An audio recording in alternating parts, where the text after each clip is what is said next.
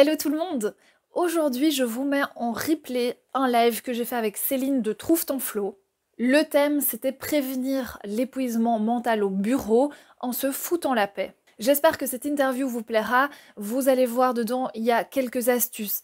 Qu'est-ce qu'on peut faire quand on est en épuisement mental? Par quoi commencer? Vers qui se tourner? Et Céline nous explique aussi ce qu'est pour elle se foutre la paix. On donne quelques notions là-dessus. C'est un sujet qui est vaste, donc surtout, laissez-nous en commentaire si vous voulez qu'on continue à discuter de ce sujet-là ou d'un critère en particulier, d'un facteur ou d'un symptôme en particulier. Ce sera avec grand plaisir. Et si ça vous a plu, surtout, mettez un petit pouce bleu et un commentaire, ça nous ferait super plaisir. Découvrez tout de suite l'interview après le générique.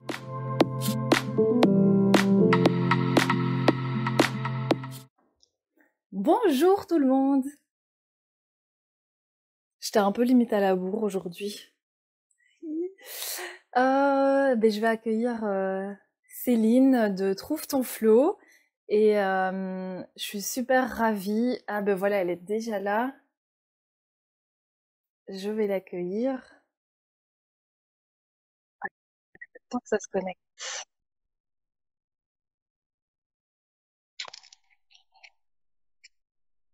Ah, Waouh, ça a été super rapide. hello Valériane. Coucou, Alors, attends, tu vas bien? oui, ça va et toi? Oui, ça va, ça va. J'étais un peu en mode vite, il va être 30, je me dépêche. Moi, pareil, j'ai décidé de prendre ma douche à 12h15, quoi. Ouais, sérieux? Ben voilà. Et je me suis dit, ce qui est chouette avec toi, enfin, comme ça pour ceux qui nous connaissent pas ou qui arrivent comme ça, on s'est rencontrés du coup quoi? C'était la semaine passée, je sais même plus maintenant. On s'est fait un appel et en mode on se connaît depuis toujours, tu vois, et j'adore ton énergie et on est vraiment en mode cool. Et c'est vraiment avec le thème du jour de voilà, de lâcher prise, se foutre la paix et de un peu tout envoyer chier quoi. Mais c'est ça, tu vois. Et du coup, j'étais un peu stressée parce que d'habitude, c'est tout le temps moi qui interviewe des personnes ou invite des personnes. Donc, j'étais là, ok, je vais devoir vraiment dire mon avis et tout. Alors que d'habitude, tu vois, je me mouille pas trop. Je suis là, je pose les questions et tout. Mais Ouais, je vois ce que tu veux dire. du coup, merci beaucoup de me donner cette opportunité-là, quoi. Mais avec plaisir. Et puis de toute façon, c'est toujours un échange parce que, enfin, c'est toujours un échange, je trouve assez spontané et tout peut nous faire évoluer et toutes les conversations peuvent toujours nous amener des petits tilts ou voilà. Donc c'est en mode hyper cool aussi, quoi. Ouais, à fond. Non, vraiment. Et je pense que ton top est de la même couleur que mon mur, plus ou moins. Ah ouais, on est Donc, dans les mêmes tons. Ouais, on est dans les mêmes tons. On a bah ouais, c'est ça. sorti et tout. On s'est rendu compte en se parlant qu'on avait vraiment la même vision aussi de Ouais. l'accompagnement, du coaching et tout. Donc, ça aussi, c'était trop bien. Ouais. C'était sympa. Bonjour, bonjour tout le monde aussi qui nous rejoignent parce qu'on est là en mode dans notre petit monde. Ouais. Et puis, alors, c'est cool parce qu'on Ouais. peut voir en plus qui est là dans les petits vues là. Ouais, il y a des personnes qui se Cool. sont connectées. Tout le monde n'est peut-être pas resté, mais c'est pas grave. Il y en a peut-être qui vont regarder aussi le replay. Ouais, ouais, à fond. Ben, du coup, est-ce que tu peux te présenter et expliquer aussi enfin, le coaching que toi tu proposes pour tes clients? Ouais, bah alors du coup, donc moi c'est Céline. En fait, je suis issue d'un parcours plutôt école de commerce pour ceux à qui ça parle. Et j'ai travaillé pendant plusieurs années comme responsable, comme marketing.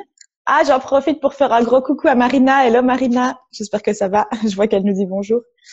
Et au bout de plusieurs années d'expérience comme ça, dans un quotidien, je vais dire métro, boulot, dodo, je travaillais à Paris, je faisais des horaires de malade. En fait, je me posais aucune question. J'étais dans la roue de hamster voilà, donc, j'étais prisonnière de cette roue de hamster et en même temps, j'étais en mode, je ne sais pas ce qui se passe si j'en sors, je ne sais pas si c'est possible d'en sortir. Bref, au bout d'un moment, j'étais tellement dans cette roue que j'ai pété un plomb. Donc certains disent burn-out ou même épuisement émotionnel, épuisement professionnel. Enfin, moi j'ai vraiment vécu, j'appelle ça une déflagration quoi. Genre j'explose. Et du coup, Mhm. au terme de ça, j'ai été entre guillemets obligée de suivre mes envies profondes, qui j'étais, revenir vraiment à ce qui a du sens pour moi, parce qu'en fait, le fait d'être dans cette roue de hamster, de toute la journée faire des choses qui pour moi n'avaient aucun sens, ça m'a vraiment, c'est ça, je dis souvent, qui m'a, qui m'a fait complètement perdre pied, quoi. Et donc je me suis dit, comme j'étais à contre-courant de moi-même à ce moment-là, dans cette vie qui me convenait pas, où je me suis fait du mal entre guillemets, je me suis dit comment finalement retrouver mon courant. Parce qu'apparemment aller à contre-courant, Mhm. c'est pas ça qui me rendait heureuse. Donc à partir de là, j'ai fait toute une reconversion où je suis devenue coach. J'ai créé mon entreprise d'accompagnement aussi, de conseils pour les entreprises, de RH. Donc je travaille aussi avec les entreprises pour les accompagner en fait à rendre le monde du travail plus positif, parce que on est nombreux à le vivre. Et d'ailleurs, il y a des chiffres Mhm. qui le montrent. Il y a plus de 50% qui vivent des personnes qui vivent du mal-être au travail. Et moi, je me suis dit, mais ça, c'est pas satisfaisant. Enfin, en fait, on C'est pas pourrait faire, possible, ça, ouais, ouais. c'est pas possible de se satisfaire de 50 personnes qui vivent plus ou moins bien leur vie professionnelle, qui représente 8, 10 heures de temps de vie par jour, quoi. Et donc, moi, je me suis dit, en fait, j'accepte pas cette vie-là. Je ne sais pas ce que je peux proposer d'autre, enfin, ce que je peux créer d'autre, mais je me suis dit, ça ne me convenait pas du tout. Donc, n'importe quoi d'autre serait mieux, quoi. Ouais. Et donc c'est comme ça que j'ai commencé ma reconversion, et aujourd'hui voilà, j'accompagne les personnes notamment à se créer un projet professionnel sur mesure en fonction de qui elles sont, et ça consiste surtout à oser oser être qui on est vraiment à l'intérieur, quoi. Mhm. Donc j'accompagne, en fait c'est ça que je dis souvent, le coaching, l'accompagnement, c'est surtout des autorisations, en fait, des autorisations que les personnes viennent chercher. Et le fait de les accompagner à dépasser leur peur, mais plutôt dans un mood naturel. Parce que pendant longtemps, moi aussi, j'ai été en mode oh là là, je dois absolument me dépasser, je dois absolument m'améliorer, et tout ce que je faisais, c'était toujours dans une espèce de lutte contre moi-même, quoi. Et donc en fait, j'ai compris que c'était pas nécessaire de Mais il lutter y a un contre déni, moi-même. en fait. Dans l'épuisement professionnel, au départ, c'est un déni. Totalement. On va à contre-courant, mais on ne se rend pas compte qu'il y a Mhm. possibilité de faire autrement, quoi. Parce qu'on n'est pas éduqué Mhm. pour ça, parce que la société, elle nous met plein d'injonctions, et on va en reparler. Et donc, c'est pour ça qu'on nage à contre-courant de soi-même. Ça nous fait du mal, ça nous prend toute notre énergie, mais on est coincé là-dedans parce qu'on n'a pas les clés pour se remettre à nager dans notre direction à nous, quoi. Mhm. Et donc voilà, j'accompagne les personnes, et aussi je travaille avec les entreprises, puisque pour moi c'était nécessaire de pouvoir aussi avoir un impact dans les entreprises, où là un mode de management, de communication plus positif, ça peut vraiment impacter beaucoup de personnes, quoi. Donc voilà un peu pour Ouais, à fond, à fond. Ouais, ouais. Ouais, ça fait totalement sens. Et en fait, c'est vrai que j'ai l'impression que beaucoup de gens peuvent se reconnaître dans ce que tu expliques. Comme tu dis, au final, ça peut toucher une personne sur deux. Et, et je pense qu'on est justement vers, allez, ces derniers temps, enfin, c'est ce que j'explique souvent aussi, on est dans une ère où il y a peut-être plus de choses qui se délient, mais donc justement, moi-même, je suis passée par cette étape. Je me serais jamais autorisée à changer si j'avais pas vécu un épuisement. Mais là, notre but, c'est justement de se dire, ben, on n'est pas obligé d'attendre cet épuisement. Mais c'est ça. On peut travailler pour oser être soi-même avant spécialement de tomber dans cet épuisement mental ou, enfin voilà. Mhm. Et il y a des personnes, voilà, finalement, je me dis, voilà, je l'ai vécu, c'est ça aussi qui m'a permis de rebondir, mais il y a des gens qui vivent ça une fois, deux fois, trois fois. Ah ouais, ouais. Ça, c'est vrai que j'avais même pas pris en compte. Ouais, je vois on a un commentaire Ouais, justement. Je Marina, suis dans cette partie de ma vie. je suis dans cette partie de ma vie, épuisement, Hum. et je cherche de quoi faire maintenant. Bon, Marina, euh, bientôt va sûrement retrouver son courant et son flow, puisque elle intègre, j'espère que je peux le dire, Marina, Ah, elle elle intègre intègre le programme, donc voilà. un Mais flow. pour répondre à tout le monde, en fait, je pense que la première chose qu'on peut dire, c'est demander de l'aide. Déjà, quand on Totalement. est dans cet épuisement-là, on ne sait pas par où aller, et en fait, on se retrouve démunis. Euh, on ne sait pas par où commencer. Bon, souvent, on va d'abord chez le médecin généraliste parce que voilà, il se peut que même physiquement, on a tellement de symptômes que on peut être mis enfin, écarté du travail, etc. Mais même si on passe pas par cette phase-là parce qu'on n'ose vraiment pas aller chez le médecin ou voilà n'importe, d'abord demander de l'aide, quoi, oser en parler Trop. autour de soi. Je pense que Surtout c'est que tu super vois, maintenant, important. c'est beaucoup plus accessible qu'avant. Enfin, moi, quand j'ai vécu ça, c'était il y a genre 4 ans. Et on parlait pas encore autant de... Enfin, il y avait pas encore autant d'offres, autant de personnes qui parlaient de l'épuisement professionnel. Et du coup, bah, en fait, moi, j'ai jamais mis de mots dessus. J'ai jamais mis de mots sur le fait que j'avais vraiment fait une dépression. Et donc, c'est Ouais. plus difficile de s'en remettre si on vient pas mettre en lumière tout, bah, tous les mécanismes en fait qui nous ont poussés à ce stade-là. Oui, oui, tout à fait. Oui, c'est vrai que c'est un sujet qui peut être, enfin, qui peut être vaste. Je pense qu'ici, on va essayer de donner déjà quelques éléments, mais clairement, enfin, en fait, des lives, on pourrait en faire plusieurs parce que, Ouais, bon, c'est vrai que c'est pas comme ça qu'on s'en sort, c'est pas comme ça que on connaît tous les facteurs, tout ce qui se passe, mais au moins donner quelques petites clés. Je vois que justement, c'est Marina, c'est ça, hein, que oui, tu dis parce qu'il n'y a pas son nom qui est affiché. C'est super bien qu'elle témoigne en même temps, comme ça en fait on peut rebondir.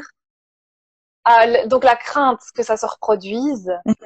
Euh, et, et clairement quand elle dit ma faute, donc il y a vraiment une honte et une culpabilité en fait ouais, quand on réalise que ben voilà on n'est pas à notre bonne place, on sait pas comment faire, et en plus on s'engage dans un contrat. Donc quand on est euh, allez, je dirais même un peu sensible à cette valeur de vraiment aller jusqu'au bout des choses et surtout qu'on puisse compter sur nous, etc. Ben on signe un contrat. Bon, ça peut arriver chez les entrepreneurs aussi, mais bon là c'est ouais. vrai que je parle plus d'un employé. Euh, on se sent vraiment enfin redevable de travailler, de tout donner en fait, et on atteint notre, enfin, on dépasse même notre limite. C'est ça que je veux dire par là, en fait. Totalement. Je sais pas Bah, si c'est tu peux trop cool parce rebondir qu'en là-dessus. en une phrase, tu as dit deux, trois choses dont je pensais parler dans le live. Donc, c'est super. Et Marina, bah voilà, c'est Mm. super pertinent. En fait, le fait est que quand on se fait accompagner, en fait, on diminue, voire on annule les probabilités de revivre la même chose puisque, enfin, en tout cas, c'est notre façon de travailler. Mhm. Je trouve que c'est là-dessus qu'il faut aller mettre le curseur en premier. Et c'est ce qui est prévu aussi dans mon programme, c'est d'aller voir, OK, c'est quoi toutes les choses que je me raconte à propos de moi-même, c'est quoi les mécanismes que je mets en place et qui font que je m'auto-sabote, que je dépasse tout le temps mes limites, que je n'ose pas aussi mettre mes limites et tout, que je ne me donne pas assez de valeur, que je n'arrive pas à être fière de moi. Enfin voilà, toutes ces choses-là, c'est des choses qu'on va voir en amont de même imaginer ça pourrait être pas une reconversion, puisque même si on se reconvertit dans quelque chose ou qu'on change de job dans quelque chose qu'on adore sur papier, si en fait à l'intérieur de nous on est toujours en train de s'auto-flageller, de se dire qu'on n'est pas à la hauteur, d'avoir peur du regard des autres, ben même si le job en soi il est cool, on va quand même être au bout de notre vie quoi. En tout cas, moi c'est aussi ça que Ouais. j'ai vécu quand je me suis mise en indépendante, que j'étais en mode mais là je suis parfaitement alignée à ma mission, à ma vision, c'est trop Mhm. cool, mais j'étais au bout de ma vie. Donc je me dis c'est pas normal, c'est que le travail n'est pas le problème, le travail c'est le symptôme de ce qui se passe, de ce qui se joue à l'intérieur de moi. Et donc voilà pourquoi ma méthode elle est un peu globale, tu vois. On va voir évidemment comment on veut se reconvertir ou se sentir mieux au travail, mais d'abord on va explorer ce qui peut faire qu'on n'est pas bien avec soi-même, quoi. Et j'ai envie de rebondir sur ce que tu dis, euh, qui est super important, hein. Donc évidemment, nous deux, comme on disait, on travaille un peu de la même manière et on est vraiment sur cette connexion à soi. Donc tout ce qui va se passer à l'intérieur de nous-mêmes. Et en même temps, et j'ai envie d'insister aussi sur le fait que en apprenant à se connaître, on voit aussi quel est l'environnement qui va nous correspondre ou non. Totalement. Parce Mhm. que dans l'épuisement, il y a quand même toute une partie facteur extérieur de l'environnement, etc., et une partie de facteurs en soi qui vont toucher à l'estime de soi, la confiance en soi, les limites qu'on se met, etc. Et du coup, c'est vrai que par exemple, moi aujourd'hui, je pourrais me dire bon, si un jour je retourne dans un emploi où voilà, je vais signer un contrat, je deviens employée, ben je sais qu'il y a certains environnements où je ne vais plus aller parce que ça ne correspond totalement pas. Et par exemple, les bureaux open space, ou, Ouais. enfin voilà, des exemples comme ça. Et, euh, et après, moi, j'insiste toujours aussi sur le fait que c'est assez déshumanisé. Moi, je parle aussi d'hypersensibilité quand on est plus sensible à tout ça, à la sincérité, enfin voilà, aux relations qui nous paraissent vraies juste dans l'amour. Bah c'est vrai que ça prend pas toujours sa place aussi dans les entreprises, les bureaux, etc. Mais bon, on peut élargir ça même dans le monde hospitalier ou voilà, n'importe. Hein, c'est vraiment toutes ces notions-là. Je sais pas si c'est clair ce que j'explique aussi comme Oui, oui, ça. oui, Tu bien peux sûr. rebondir, hein, Bah, vas-y. de ce que tu me dis, bah d'ailleurs j'ai oublié la question qu'il y avait avant et j'ai enchaîné sur, enfin j'ai raconté l'histoire Ouais, du ouais, non, travail. ouais, ouais, tout à fait, on enchaîne, c'est ok, Mais oui, comme en ça. fait, une des raisons pour laquelle on a du mal à se foutre la paix au travail et une des raisons pour lesquelles aussi bah on se pousse à bout, c'est le fait que on prend souvent les choses trop à cœur. Donc ça, c'est un truc que vous avez sûrement entendu plein de fois. Tu prends les choses trop à cœur. Et moi, je me le suis pris, mais en fait, toute ma vie, ce truc-là. Et j'étais là en mode, mais je ne comprends pas ce que veut dire cette phrase, tu vois. Et donc, c'est le genre de phrase, quand on te l'a dit, Mhm. ça t'énerve encore plus. Parce que tu te dis, punaise, mais là, on est encore en train de critiquer ma façon d'être, que je suis trop sensible, que je prends les choses trop à cœur Mhm. et tout. Et pour moi, j'ai l'impression que c'est quelque chose de plutôt positif, quoi, tu vois. Comme tu le dis, bah ouais, t'aimes les relations vraies et tout. Mais c'est vrai que dans le monde du travail, il y a ce côté-là, entre guillemets, déshumanisé, parfois trop procédurier et tout. Enfin, moi qui me fait péter des câbles.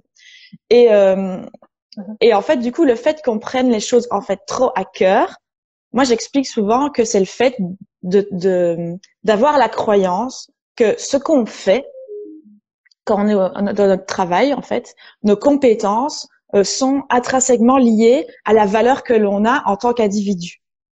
Et c'est ça aussi, parfois, Mhm. qui peut faire qu'on va se pousser à bout, qu'on va pas oser dire non, qu'on va vouloir toujours être en mode parfait, parce que quand on a cette croyance que ce qu'on fait, nos compétences, est égal à la valeur qu'on a en tant que personne, c'est normal qu'on ait envie d'être toujours au top, parce qu'on a envie d'être une bonne Mhm. personne.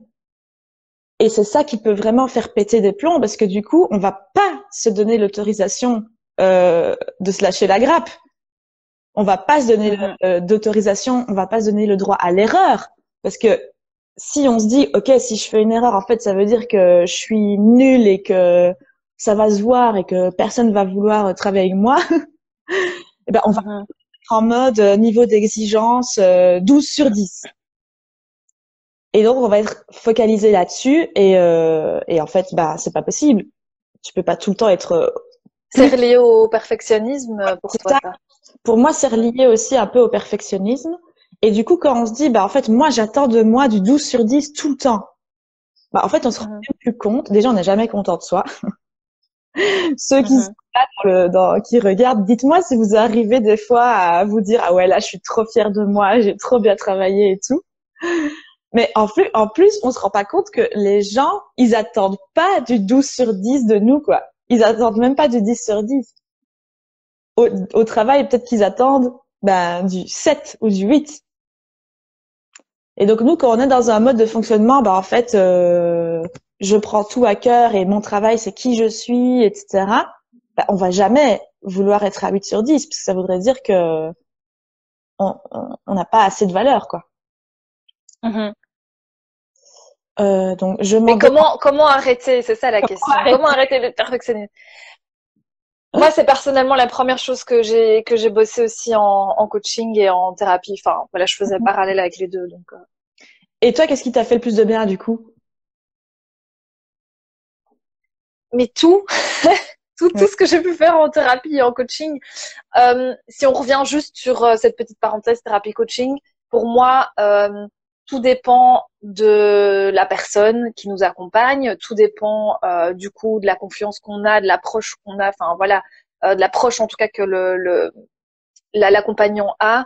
pour voir ce qui nous fait vraiment écho. Qu'est-ce qui va faire qu'on est en lien avec la personne et que du coup, on se dit, ok, là, je peux vraiment aussi me lâcher, dire tout ce que je pense. C'est une première chose d'être honnête envers soi-même et de pouvoir le partager avec quelqu'un. Comme ça, on peut commencer un travail. Ce que tu disais, l'autorisation, je sais pas pourquoi, hier, j'ai tourné d'ailleurs une vidéo YouTube et je parle à fond de l'autorisation. Donc, je sais pas, ce mot revient encore aujourd'hui. Il y a peut-être quelque chose là derrière. Euh, donc oui, et après, bon, bah, je crois que ce serait un peu trop vaste. Je pourrais partir dans tous les sens de commencer à expliquer tout ce qu'on peut faire juste pour. Mais moi, je ne dis jamais arrêter. C'est surtout accueillir. C'est Totalement. accueillir tout ce qui se passe parce que tant qu'on veut arrêter quelque chose, on est dans la lutte, on est tendu et tout ce qui va pouvoir nous détendre, c'est justement de l'accepter, enfin en tout cas de l'accueillir. Bah oui, et c'était là-dessus qu'on était trop en accord, Ouais, avec la même vision. Parce qu'en fait, du coup, bah, comment arrêter? Il y a le fait de se dire, bah, ok, en fait, actuellement, je veux tout faire parfaitement pour être une bonne personne, pour être appréciée des autres. La peur que j'ai si je ne suis pas parfaite, ça dépend des personnes, mais c'est bah, d'être laissée pour compte ou qu'on ne m'apprécie plus, qu'on ne m'aime plus. Et donc l'idée c'est de se dire on va être tout le temps polarisé dans il faut que je sois parfaite, il faut que je fasse tout parfaitement, sinon on ne va pas m'aimer. En fait l'idée c'est de se lâcher la grappe, de se foutre la paix et de se dire non en fait j'ai le droit d'être aimée telle que je suis parce que je suis un être humain et tout. Donc la personne que je suis va être aimée, que je fasse tout parfaitement ou pas, et que je sois parfaite ou pas. Et donc l'idée c'est de se dire bah, en fait, j'ai le droit d'être nulle en fait et d'accepter ça et de se dire bah ok il y a même des fois où je vais être nulle en fait et c'est ok et c'est se foutre la comme tu dis, toute l'histoire qu'on se raconte autour de ça et qui est légitime quand on se la raconte parce que c'est ça qu'on a appris aussi depuis qu'on est petit, hein, donc totalement. ça voilà, il faut pas non plus s'en vouloir après de penser comme ça quoi. Tu vois, donc c'est vraiment Ça ce serait le trick de se dire ok en fait je vais m'en foutre de mes émotions et s'en foutre c'est pas du tout ça. S'en foutre c'est vraiment se donner le droit bah d'être nul par exemple ou se dire bah ok je je ouais voilà je suis ok avec moi-même même quand je suis nulle moi je ne me laisse pas tomber et je m'en fous d'être nulle en fait c'est ça mais pour vivre ça c'est pas seulement le fait de l'intellectualiser qui va tout changer quoi et c'est pour ça que dans ma façon d'accompagner il y a aussi tout l'aspect corporel d'aller, comme tu as dit très bien, accueillir ces émotions-là, accueillir, vivre ces émotions qu'on a tout le temps peur de vivre, telles que bah, la peur, justement. Comme on a tout le temps peur de vivre cette peur d'être rejeté ou de ne pas être apprécié, on va la bloquer. Finalement, ça va créer des tensions. Tu as dit ça, je pense, des tensions, des luttes. Et là, l'idée à travers l'accompagnement, c'est d'aller accueillir cette émotion pour qu'elle puisse circuler et qu'on n'ait plus peur d'avoir peur en fait. mm-hmm. Ouais, plus facile à dire qu'à faire.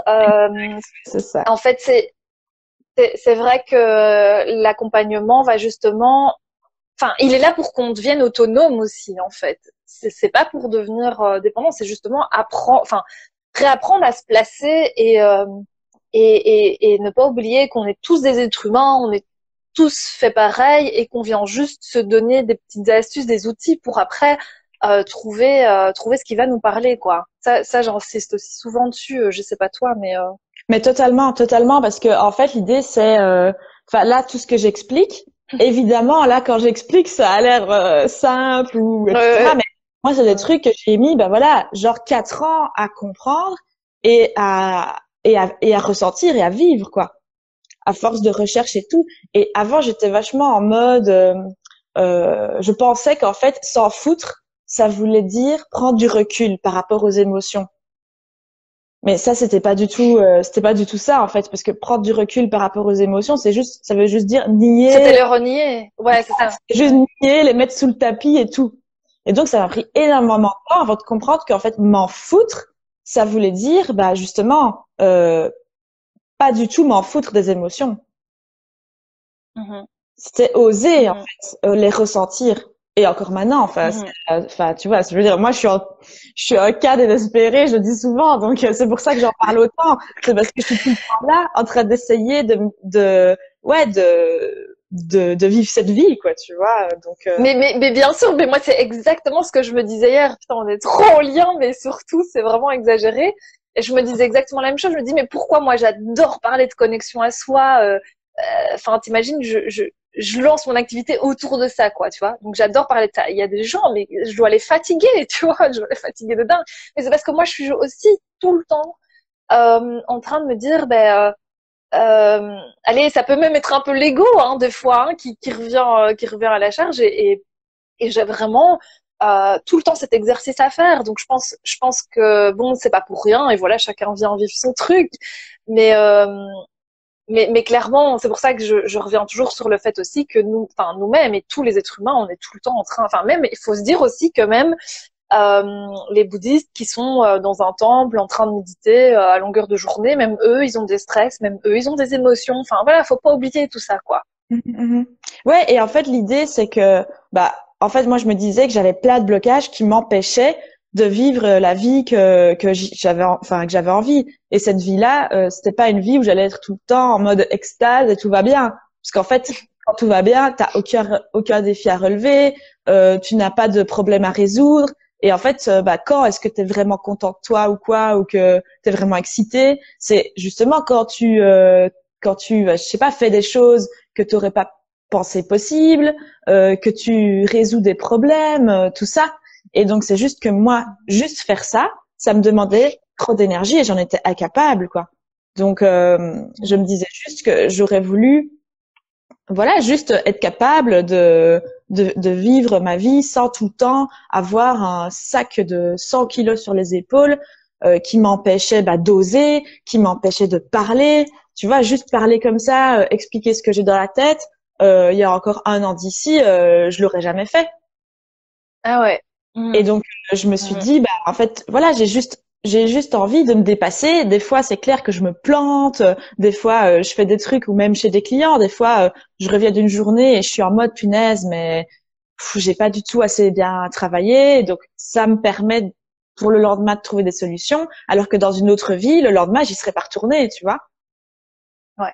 C'est Ouais. ça, c'est ça, cette Mmh. simple différence-là que avant, en fait, j'avais peur de vivre ma vie. C'était simplement ça. Et vivre ma vie, ça veut pas dire être tout le temps contente, mais ça veut dire être tout le temps plutôt rester debout, quoi.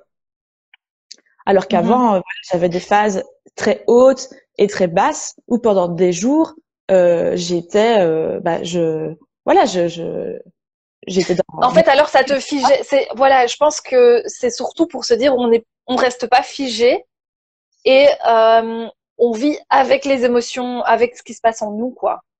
Ouais, c'est Et ça. avec les challenges et les hauts et les bas, sans arriver au point où on est complètement KO, où on Mhm. rejoint du coup l'épuisement aussi. Alors dans ce cas-là. Exact. Parce que encore hier, enfin, je disais en story que hier, j'ai eu peur parce que voilà, quand t'es indépendant, t'as des bas. Des fois, tu te réveilles le matin et ton compte, t'es en mode ah ouais là, je crois qu'il faut que je m'y mette. Et t'as plein de doutes et tout. Et et avant justement, je me serais tellement pris la tête que je me serais fait moi-même un nœud au cerveau et j'aurais été complètement paralysée par la peur. Et en fait, hier, je me suis dit, bah ouais, j'ai peur, en fait. Et j'ai ressenti cette peur. J'ai pas essayé de l'ignorer, ce que je faisais beaucoup avant. Et du coup, bah oui, les gens disaient, punaise, Céline, mais tu oses, tu as confiance. Et non, c'était pas du tout ça. C'est que je niais ma peur, je l'écoutais pas et je fonçais comme ça, tête baissée. Donc c'est pas du tout pareil que de dire, ah bah ouais, en fait, je crève de peur là. Et comme je l'ai ressenti, bah je l'ai pas bloqué et ça m'a pas pris toute mon énergie toute la journée d'éviter de ressentir ça, quoi. Et après, bah, du Mhm. coup, j'ai pu, enfin, voilà, continuer la journée. Et avant, j'aurais passé 2 jours au lit, je pense, pour me remettre de ce pétage de plomb. Et là, voilà, j'ai continué ma journée. Et déjà ça, en Mhm. fait, c'est cool. Et c'est ça aussi, je pense, c'est cet état-là qui permet après enfin moi c'est ce que j'appelle retrouver de la créativité, retrouver des idées, des solutions. Ouais, totalement. Qu'est-ce que, en fait, du coup concrètement, qu'est-ce que tu conseillerais à une personne qui ne réalise pas encore totalement l'épuisement qu'elle est en train de vivre, parce que c'est un peu trop dur mais elle se dit vraiment fatiguée, elle se dit bon, j'en peux plus, je commence à ne plus savoir me lever de mon lit le matin pour aller travailler et ça me fait pleurer, j'ai une boule au ventre quand je vais au travail. Voilà, qu'est-ce que tu peux conseiller? Est-ce qu'il y a des étapes? Est-ce que je sais pas. Bah déjà, quand j'ai des personnes comme ça qui me contactent, je leur envoie une espèce de questionnaire pour qu'elles arrivent à mettre des mots en fait sur ce qu'elles sont en train de vivre, sur le fait que voilà, être fatiguée tout le temps, euh, bah c'est pas l'état naturel, je veux dire, d'une personne qui va bien. Avoir du mal à dormir la nuit, pareil, c'est pas l'état émotionnel, physique et mental d'une personne qui va bien, qui se sent bien dans sa vie. Donc tout ça, en fait, c'est de vraiment accepter qu'on a dépassé une limite, ses limites. Ah, c'était moi il y a 3 mois. Et oui, et l'autre fois, j'ai eu une cliente, voilà, donc juste le fait de conscientiser que ces symptômes, en fait, c'était lié à son épuisement, ça lui a permis de se mettre en arrêt. Souvent, on ne veut pas accepter ça parce qu'on a des injonctions de la société qui nous disent tu dois être fort, si tu es épuisé, c'est que tu as un problème, c'est que tu es faible, etc. Donc c'est pour ça que c'est aussi très dur et c'est pour ça qu'on se pousse à bout. Et surtout aussi. quand on est jeune. Moi, Oui. j'insiste là-dessus parce que moi, je l'ai vécu. Les parents qui disent mais toi t'es jeune, tu peux pas être fatigué. Attention à tout ça parce que c'est super prenant comme injonction. Totalement. Et donc c'est ça, c'est déjà la première étape, c'est de se redonner assez de valeur pour accepter en fait qu'on a le droit de se reposer. Donc prendre conscience vraiment de ces symptômes-là, se donner le droit de se reposer, et ensuite c'est se mettre en mode repli quoi. Donc si on a, c'est vraiment un désengagement stratégique dans le travail pour se protéger.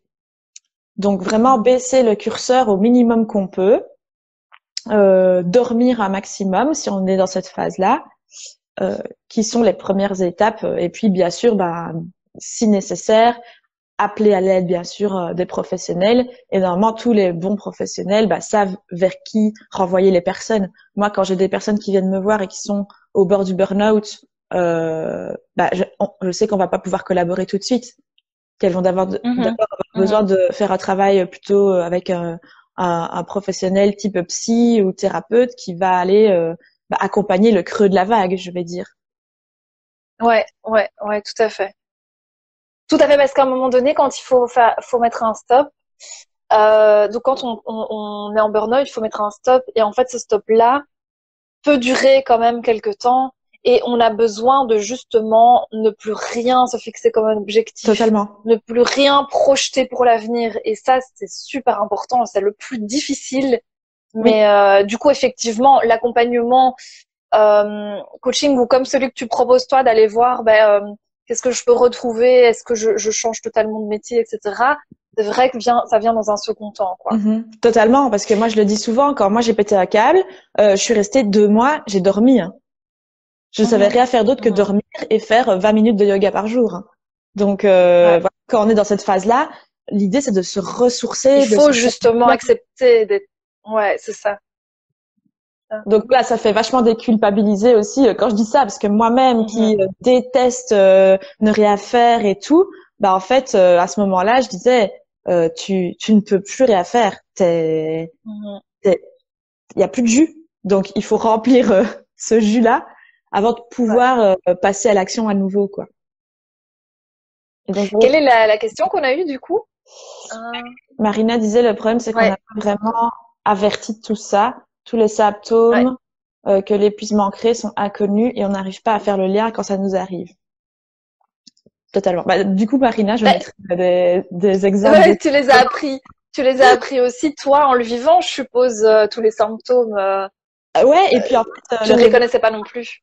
Je les connaissais pas. Les révélateurs, en fait, ça a été une fois où je me sentais normale, quoi, bien, voilà, entre guillemets normal. Et durant une de mes formations de coaching, j'ai fait une spécialisation en gestion du stress et tout. Et je reçois un questionnaire, donc que maintenant j'envoie aux personnes qui me contactent. Et ce questionnaire-là, ça m'a fait prendre une méga prise de conscience. Parce que en fait, moi, toutes les cases que je cochais, j'étais dans l'orange, voire le rouge, quoi. Et donc, ce que je croyais moi normal comme état d'être, c'était de l'épuisement. Et c'est là où j'ai pris conscience. En fait, je savais pas ce que c'était d'être dans la vitalité, d'avoir plein d'énergie, tu vois, parce qu'en fait, j'étais perpétuellement en dans l'orange, voire le rouge, quoi. Et là, ça a été une grosse prise de conscience. Ouais, c'est vraiment comme ça que je l'ai vécu aussi. Et je m'étais renseignée. Bon, après, j'ai regardé des conférences. Enfin, je me suis un peu du coup formée de manière autodidacte là-dessus. Et c'est vrai que là, j'ai ouvert grand les yeux en me disant ah ouais, ok.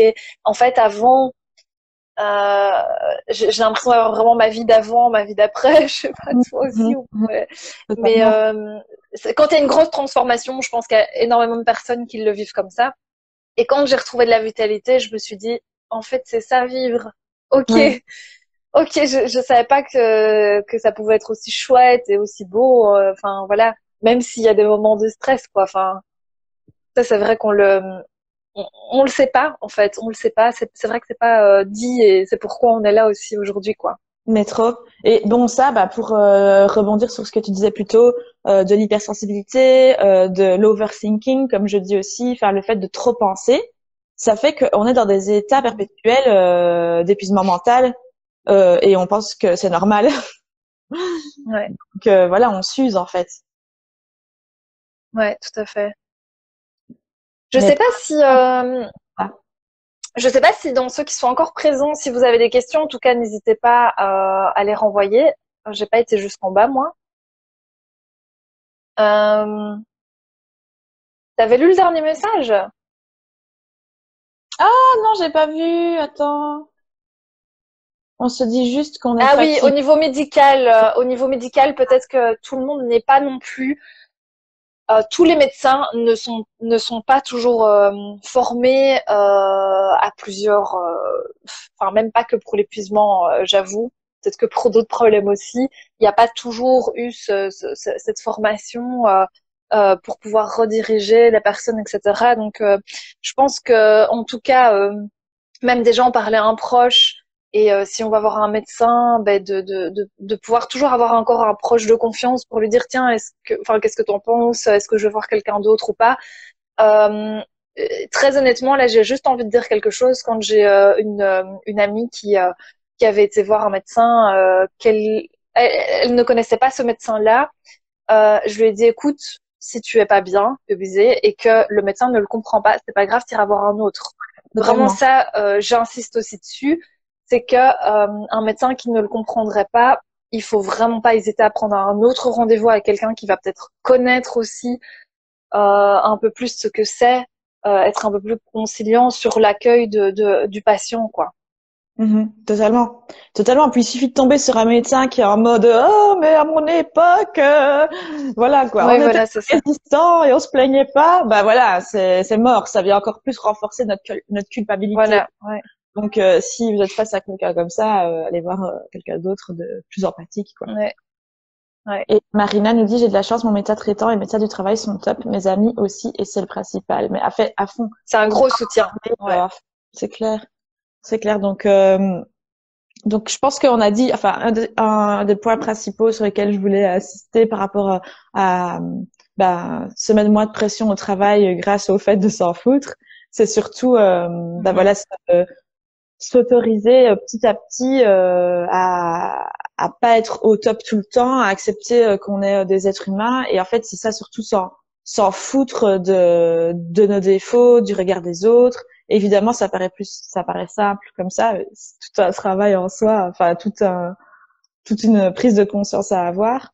Mais en fait, c'est quand nous-mêmes on se met moins de pression aussi que les autres vont moins nous en mettre. Parce qu'en fait, les autres nous mettent la pression dans la même mesure que nous, on se met la pression. Si à un moment donné on dit non, voilà. Donc si nous, à un moment donné, on se dit, ok, maintenant mon curseur de l'exigence, je le descends à 8 sur 10, voilà, déjà, C'est déjà un premier exercice, en Déjà, fait, ouais. premier exercice. Première chose à faire, ouais. Ok, ben donc c'est vrai que là, on va tout doucement clôturer. On a parlé de plusieurs choses. Qu'est-ce que, qu'est-ce que tu dirais, qu'est-ce qu'on en retient dans les grandes lignes là ou par point de tout ce qu'on a raconté? Alors, on a dit déjà de s'autoriser à prendre soin de soi. Si on est fatigué et tout, bah c'est ok. Donc s'autoriser vraiment ça, être doux avec soi-même en fait, parce que les autres vont pas forcément l'être, encore moins au travail. Donc voilà ça.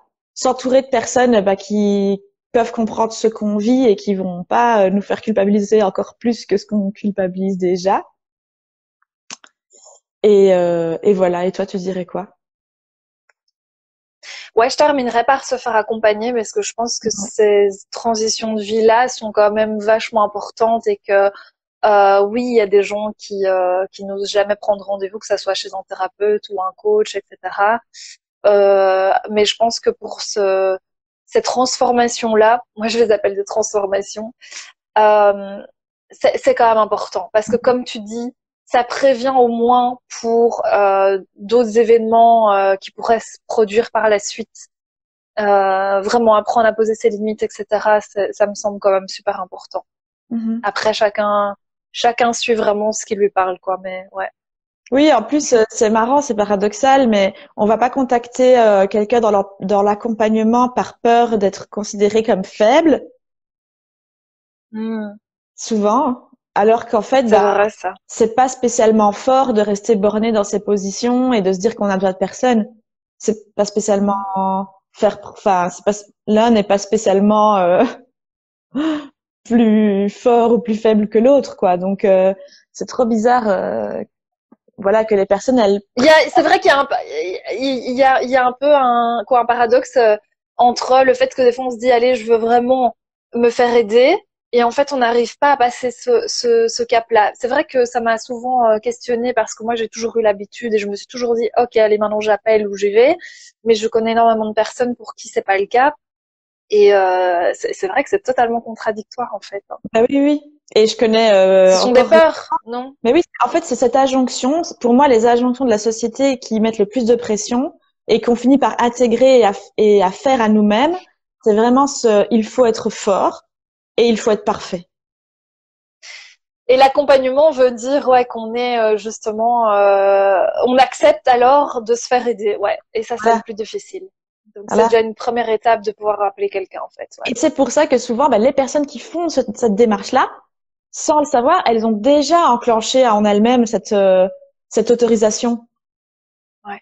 C'est Et donc, ça. Ouais. tout se passe du côté de la personne. C'est pour ça que je dis la personne, enfin, le coach, aussi, l'accompagnement pro, c'est un outil, quoi. C'est vraiment un outil, mais en fait, toutes les autorisations, petit à petit, la personne, elle se les donne parce qu'elle a fait la démarche de lâcher prise. Donc voilà, je pense que le mot final, c'est peut-être lâcher prise, quoi. Ouais, tout à fait. Ben on va terminer avec le dernier message qu'on a reçu. Euh, Toujours de Marina et je trouve ça très très juste. C'est vrai que quand on a mal quelque part, on va aller bon à un moment donné parce qu'il y en a qui attendent un petit temps quand même chez le médecin. Et quand on est mal mentalement, c'est vrai qu'on va pas le faire ou qu'on va laisser tomber ou que ouais, tout à fait juste. Bah, Merci en tout cas Marina d'avoir participé et de nous avoir posé des questions, d'avoir participé en envoyant des messages, c'est super chouette. bien, et merci de cette belle conclusion. Yes. Bon si ça vous a plu, en tout cas n'hésitez pas à nous dire si vous voulez qu'on en rediscute encore en live, c'est avec grand plaisir. Je trouve ça super enrichissant et si ça peut aider d'autres personnes, franchement, c'est avec grand plaisir. À fond, je serais trop contente d'avoir des retours, des commentaires aussi par rapport au live et aussi de savoir quels sont les éléments qui ont été utiles ou à creuser encore plus. Ouais, ou à creuser, ouais. On répond aux messages de toute façon dans les commentaires. Si vous nous envoyez un message privé, Ouais. on répondra à vos questions. Merci beaucoup, Céline. Grand merci Valériane de m'avoir invitée, de m'avoir donné l'occasion de raconter ma vision des choses et à bientôt pour un prochain live ou Yes. Yes, allez, à bientôt tout le monde et bonne journée à tous. À bientôt. Merci. Bye bye. Bye.